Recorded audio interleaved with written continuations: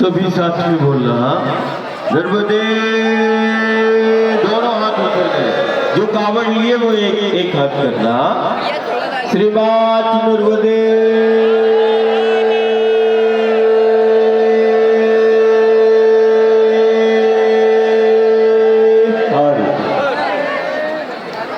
खूब उमंग और उत्साह के साथ कैसे बोलना? बोल बोल, अभी सुना ही नहीं दे। बोल बोल बोल बोल बोल बोल बोल बोल। प्रिय श्रावण मास और जगत विख्यात है कि सदाशिव की उपासना श्रावण मास में हर एक भक्त प्रेमी करता है। आज देश और दुनिया में शिव उपासना का दौर है। आज गांव-गांव में, नगर-नगर में, घर-घर में शिव उपासना की जा रही है। शिवालयों में जल अभिषेक हो रहा है। सारी दुनिया शिव भक्ति में लीन है।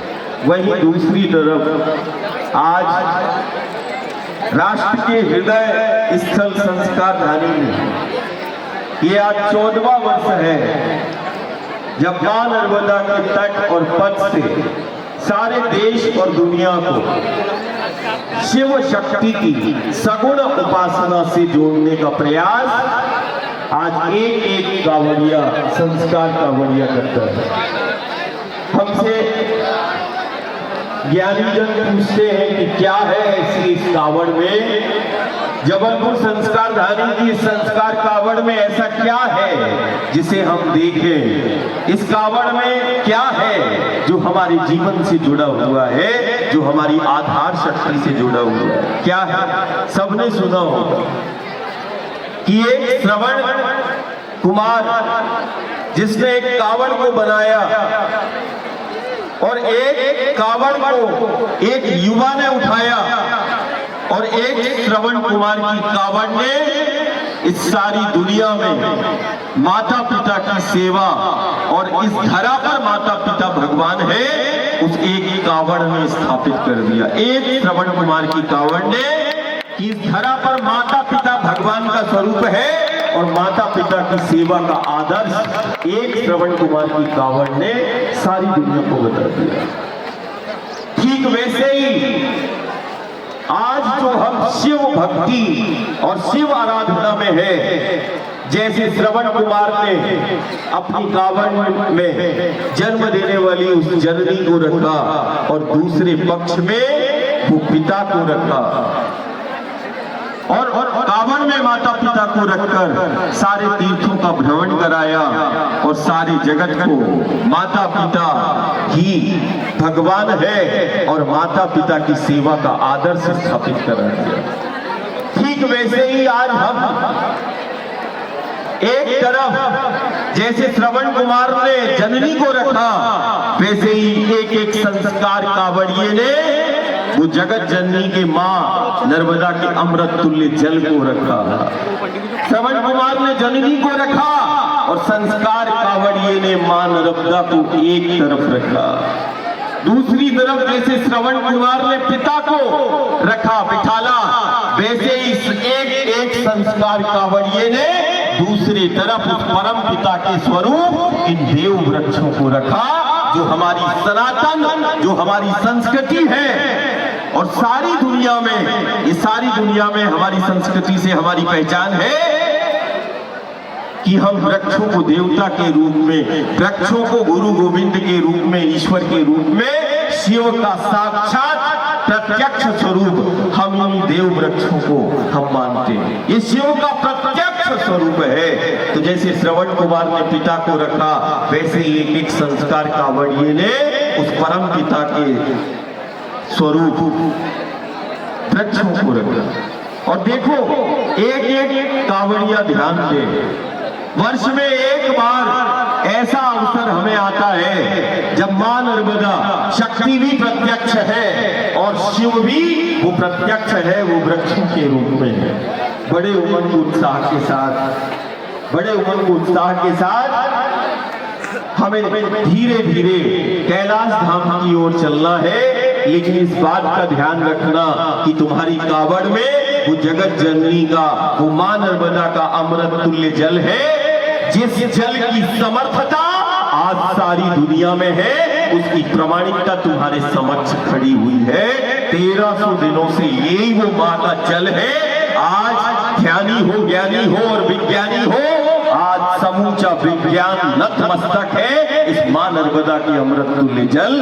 देखो इस जल, ये जल के रूप में हमें शक्ति मिली है। तुमने एक कावड़ के एक तरफ वो जल स्वरूप में शक्ति को धारण किया है और कावड़ के दूसरे तरफ उस परम पिता के स्वरूप को, साक्षात शिव को तुमने रखा है। और देखो जैसे श्रवण कुमार माता पिता को लेके वो चलता है, आज एक एक संस्कार कावड़िया अपनी वो जगत जननी आद्य शक्ति मां अमृत तुल्य जो जल है, जिस जल का पान सदाशिव नित्य करते हैं, वो जल के रूप में तुमने शक्ति को रखा और वो वृक्ष के रूप में तुमने उस परम पिता को रखा है। ये बात मत भूलना। फिर इसके बाद यदि ये साक्षात स्वरूप यदि शिव का है, तो हम जिस ओर जा रहे हैं, कहते हैं कि वो शिव का जो प्रतीक है वो शिवलिंग, वो शिवलिंग शिव शक्ति का प्रतीक है, वो शिवलिंग इस ब्रह्मांड का प्रतीक है, वो शिवलिंग हमारे अस्तित्व का प्रतीक है। और हम शिव उपासना विख्यात है कि वो हम शिवलिंग पर जल अर्पित करते हैं। आज जिस जल को हमने कावड़ में रखा है, वो जल महादेव नित्य पान करते हैं। और ये असाधारण भक्ति है जो नर्मदा के किनारे है कि हम उस असाधारण जल को, वो शिव शक्ति का प्रतीक शिवलिंग, और एक और ध्यान रखना कि ये वही द्वार है, ये वही शक्ति है जो अपने गर्भ से शिवलिंग को प्रकट करती है। असंख्य शिवलिंग का निर्माण करने वाली ये वही भगवती है जिसके द्वार पर हम हैं, जिसके दर्शन से जीव का कल्याण हो जाता है, जिसके पथ पर लाखों ध्यानी ज्ञानी और विज्ञानी इसके पथ के पथिक बनते हैं। हम रोज कहते हैं एक तरफ जहां हम शिव आराधना के लिए हम तैयार हैं, वहीं दूसरी तरफ ध्यान देना ये वो पथ है जहां चलना साधना कहलाती है। खड़े हो गए और बैठ गए तो ये आराधना और उपासना हो जाती है। चले तो साधना है और बैठे इस मां नर्मदा के पथ पर तो उपासना है। हम बोलते हैं कि चलो नर्मदा के पथ, जिस पथ पर चलने से व्यक्तित्व का निर्माण होता है, जिस पथ पर चलने से जीवन को दिशा मिलती है, जिस पथ पर चलने से देव पितर पूर्वज संतुष्ट हो जाते हैं, और जिस पथ के पथिक बनने से और जिस पथ पर चलने से गुरु गोविंद और शंकर प्रत्यक्ष मिल जाते हैं, ये वही नर्मदा का पथ है। यदि हम परमात्मा और ईश्वर से मिलना चाहते हैं, और यदि हम व्यक्तित्व का निर्माण चाहते हैं, और यदि हम अपने घर परिवार की सुख शांति की कामना से आज हम इस मां नर्मदा के द्वार पर हैं, तो ये पूरा नर्मदा का तीर्थ क्षेत्र है, यहाँ तो चलना साधना कहलाती है। और एक अपने आप में एक ध्यान देना कि चलना जहां साधना है, वहीं दूसरी तरफ जिसकी हम साधना आराधना में खड़े हैं और हम एकत्रित हुए हैं, वो प्रत्यक्ष शक्तियां तुम्हारी कावड़ में है, वृक्ष के रूप में और जल के रूप में। इसीलिए बड़े उमंग उत्साह के साथ, कोई जल्दी नहीं है, थोड़ा सा कोई आगे कोई पीछे होगा, लेकिन एक एक कावड़िए को ये ध्यान रखना है कि तुम्हारी कावड़ में प्रत्यक्ष महादेव का स्वरूप है, वो वृक्ष के रूप में, तुम्हारी कावड़ में प्रत्यक्ष जल के रूप में वो शक्ति है जिसको सदाशिव का जो प्रिय है, प्राण है, आधार है। बड़ी उमंग उत्साह के साथ थोड़ी देर के बाद वृक्षों का और मां का और इस कावड़ का पूजन करेंगे, और बड़े उमंग उत्साह के साथ, बहुत धीरज के साथ, धैर्य के साथ हम इस अनूठी और दिव्य आराधना और साधना में हम सब सम्मिलित होंगे। बढ़िया प्रेम पूर्वक वो मां का अमृत तुल्य जल से वो महादेव का अभिषेक होगा, और दूसरी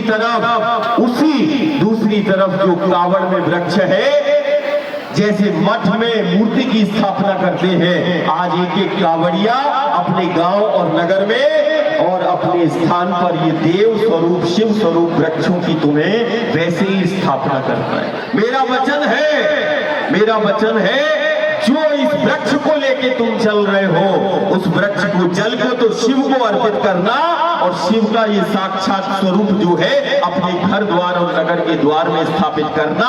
हर एक कामना इच्छाओं की पूर्ति होगी, साथ में संक्रमण और आपदाओं से हमारा गांव नगर मुक्त होगा। ये जीवंत है, ये हमारा सनातन है, ये हमारी संस्कृति है। हमें परमात्मा और शक्तियां प्रत्यक्ष प्राप्त है। नर्मदा के रूप में हमें शक्ति प्राप्त है, विंध्याचल सतपुड़ा के रूप में हमें शक्तियां प्राप्त है, और ये असाधारण पथ है। बहुत उमंग और उत्साह के साथ हम धीरे धीरे शिव भक्ति में लीन होते हुए आज जैसे वृंदावन में ब्रज में गोपियों ने कृष्ण को प्रकट कर दिया, वैसे ही हम परमात्मा और ईश्वर की इन जीवंत मूर्तियों को स्थापित करके हम अपनी शक्ति को प्रकट करेंगे। हम अपने महादेव को अपने गांव नगर में प्रकट करेंगे। हमारा ये गांव और नगर नहीं, हमारी तो ये संस्कारधानी हमारी काशी है, यही हमारी अयोध्या है, यही हमारी मथुरा है। तो मथुरा और काशी के समकक्ष इस राष्ट्र के हृदय स्थल संस्कारधानी को बताया गया। यही हमारी काशी है और यही हमारी अयोध्या और यही हमारी मथुरा है। ऐसा जानकर हमें बहुत आराम से उमंग उत्साह के साथ हमें चलना है, ठीक है ना? बोल दो।